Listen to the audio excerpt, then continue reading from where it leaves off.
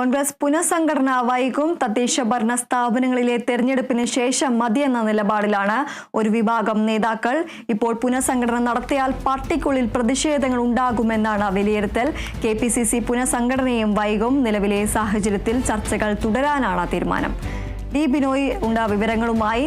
ബിനോയ്, കോൺഗ്രസ് പുനഃസംഘടന വൈകുമെന്നാണ് പുറത്തുവരുന്ന വിവരങ്ങൾ. തദ്ദേശ ഭരണ സ്ഥാപനങ്ങളിലേക്കുള്ള തെരഞ്ഞെടുപ്പിന് ശേഷം മതി പുനഃസംഘടന എന്ന നിലപാടിലാണ് ഇപ്പോൾ ഒരു വിഭാഗം നേതാക്കളുള്ളത്. കൂടുതൽ വിശദാംശങ്ങൾ എന്തൊക്കെയാണ്? ഒരു വിഭാഗം മുതിർന്ന നേതാക്കളാണ് ഈ അഭിപ്രായം മുന്നോട്ട് വച്ചിരിക്കുന്നത്. ഈ അഭിപ്രായത്തോട് KPCC പ്രസിഡന്റിനും യോജിപ്പാണ് ഉള്ളത്. കാരണം തദ്ദേശ ഭരണ സ്ഥാപനങ്ങളിലേക്കുള്ള തെരഞ്ഞെടുപ്പിന് കേവലം 3 മാസങ്ങൾ മാത്രമാണ് ബാക്കി നിൽക്കുന്നത്. ഓണം കഴിഞ്ഞുടൻ തന്നെ തദ്ദേശ ഭരണ സ്ഥാപനങ്ങളിലെ തെരഞ്ഞെടുപ്പുമായി ബന്ധപ്പെട്ട പരിപാടികളിലേക്ക് നീങ്ങാൻ KPCC നേരത്തെ തന്നെ നിർദ്ദേശവും നൽകിയിരുന്നു.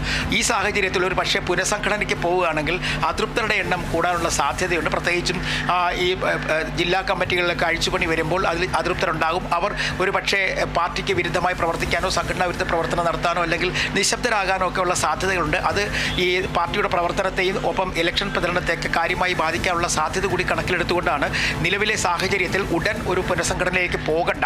അതായത് ഈ തദ്ദേശ ഭരണ സ്ഥാപനങ്ങളിലെ തെരഞ്ഞെടുപ്പ് കഴിഞ്ഞതിന് ശേഷം ഈ ജില്ലാ നേതാക്കന്മാരുടെ പ്രകടനം കൂടി അവരെന്തുമാത്രം പാർട്ടിക്ക് വേണ്ടി പ്രവർത്തിച്ചു, അത്തരത്തിൽ എന്തെങ്കിലും പാർട്ടിക്ക് നേട്ടമുണ്ടായിട്ടുണ്ടോ, അത്തരം കാര്യങ്ങൾ കൂടി വിലയിരുത്തിയതിനു ശേഷം ഒരു പുനഃസംഘടനയിലേക്ക് പോയാൽ മതി എന്ന് തന്നെയാണ് ഇപ്പോൾ KPCC നേതാക്കന്മാർ പറയുന്നത്. ഇത് KPCC പ്രസിഡന്റും അംഗീകരിച്ചിട്ടുണ്ട്. കാരണം നിലവിൽ ഇനിയിപ്പോൾ 3 മാസത്തിനുള്ളിൽ ഒരു അഴിച്ചുപണി നടത്താൻ കഴിയാത്തൊരു സാഹചര്യം ഇത് തന്നെയാണ് KPCCയുടെ കാര്യത്തിലും. കാരണം KPCC പുനഃസംഘടന വരുമ്പോഴേക്കും അതിലും അതൃപ്തരുണ്ടെങ്കിൽ അത് പാർട്ടിയുടെ പ്രവർത്തനത്തെ ഇലക്ഷൻ പ്രചരണത്തെയൊക്കെ ബാധിക്കാനുള്ള സാധ്യതയുണ്ട്.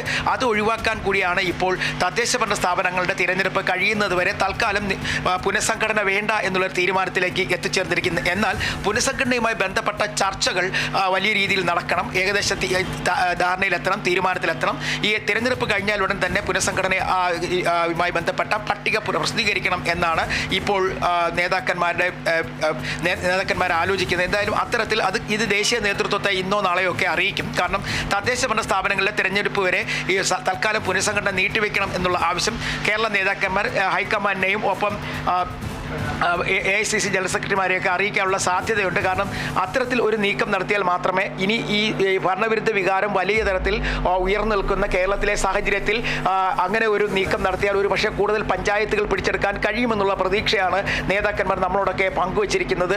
എന്തായാലും നിലവിൽ ഇപ്പോൾ KPCC ആസ്ഥാനത്തോ മറ്റു സ്ഥലങ്ങളിലോ ഒന്നും തന്നെ ഇതുവരെയായും ഒരു പുനഃസംഘടനയുമായി ബന്ധപ്പെട്ട ചർച്ചകൾ കഴിഞ്ഞ ഒരാഴ്ചയായി നടക്കുന്നില്ല. എല്ലാം മന്ദഗതിയിലാണ്.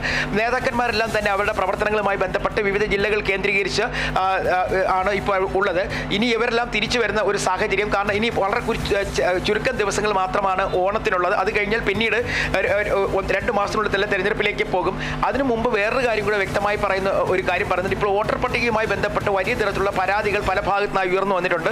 പല ആളുകളുടെയും പേരുകൾ ചേർത്തിട്ടില്ല. അത്തരത്തിൽ വോട്ടർ പട്ടികയിൽ പേര് ചേർക്കുന്ന നടപടിക്രമങ്ങൾ പൂർത്തിയായിട്ടേ ഉള്ളൂ. ഇനി അനന്തര നടപടികളിൽ എന്തെങ്കിലും ബുദ്ധിമുട്ടുണ്ടോ, അങ്ങനെയാണെങ്കിൽ അത് പരിശോധിക്കണം. ഇത്തരം കാര്യങ്ങൾക്കൊക്കെ നേതാക്കന്മാർ മുന്നിട്ടിറങ്ങി ആ രീതിയിലുള്ള പ്രവർത്തനം കൂടി നടത്തണം. അതുകൊണ്ട് നിലവിലെ സാഹചര്യത്തിൽ ഒരു പുനഃസംഘടനയിലേക്ക് പോകണ്ട, പകരം എല്ലാവരെയും ഒപ്പം നിർത്തിക്കൊണ്ട് തദ്ദേശ ഭരണ സ്ഥാപനങ്ങളിലെ തെരഞ്ഞെടുപ്പുമായി ബന്ധപ്പെട്ട് പ്രവർത്തിച്ച് വലിയ തരത്തിൽ വിജയം കൊയ്തതിനു ശേഷം അതിൽ അസംതൃപ്തരുണ്ടെങ്കിലും അവരുടെ പ്രവർത്തനം മോശമാണെന്നുണ്ടെങ്കിലും ഒക്കെ തന്നെ അവരെ ഒഴിവാക്കിക്കൊണ്ട് ഒരു പുനഃസംഘടനയിലേക്ക് കടക്കുന്ന കാര്യമാണ് ഇപ്പോൾ ദേശീയ നേതൃത്വത്തിനൊപ്പം കേരള നേതൃത്വവും ആലോചിച്ചു വരുന്നത്. ശരി ബിനോയ്, തുടരുക. മറ്റൊരു വാർത്തയുടെ വിശദാംശങ്ങൾ നൽകാനുണ്ട്. വകുപ്പ് മേധാവിമാരുടെ പരസ്യ പ്രതികരണം വിലക്കി തിരുവനന്തപുരം മെഡിക്കൽ കോളേജ് പ്രിൻസിപ്പൽ. ചട്ടലംഘനം ഉണ്ടായാൽ കർശന നടപടിയെന്നാണ് മുന്നറിയിപ്പ്. സാമൂഹ്യ മാധ്യമങ്ങൾ വഴിയോ മാധ്യമങ്ങളിലൂടെയോ പരസ്യ പ്രതികരണം നടത്തരുതെന്നും നിർദ്ദേശം നൽകി. ബിനോയ് ചേരുന്നു. ബിനോയ്, പരസ്യ പ്രതികരണം വിലക്കിയിരിക്കുകയാണ് തിരുവനന്തപുരം മെഡിക്കൽ കോളേജ് പ്രിൻസിപ്പൽ. കൂടുതൽ വിശദാംശങ്ങൾ എന്തൊക്കെയാണ്? ഇന്നലെയാണ് തിരുവനന്തപുരം മെഡിക്കൽ കോളേജ് ആശുപത്രിയിലെ വകുപ്പ് മേധാവിമാരുടെ ഒരു യോഗം medical college principal doctor PK Jabbar വിളിച്ചു ചേർത്തത്. ഇതുമായി ബന്ധപ്പെട്ട് അദ്ദേഹം പ്രധാനമായ ഒരു മുന്നറിയിപ്പ് നൽകിയിരിക്കുന്നു.